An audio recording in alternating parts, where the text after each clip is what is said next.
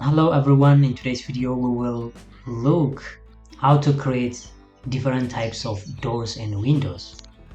So here I have a door, and to create different types of this door, just select the door and click on edit type. Here I need to duplicate this one, give it a name that I want, click OK.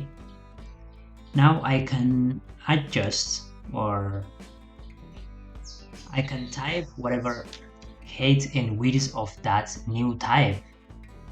Let's say 8 feet, and for the width let's say 4.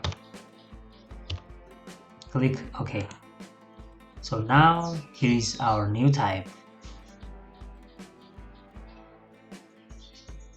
The original is already there, but I've created a new one that fits my desired dimension. Likewise, for the window we can do the same thing. Select on the window, edit type, duplicate it, rename the element, mostly indicating the size of that window. And here the height, I might say 5, and for the width let's say 5.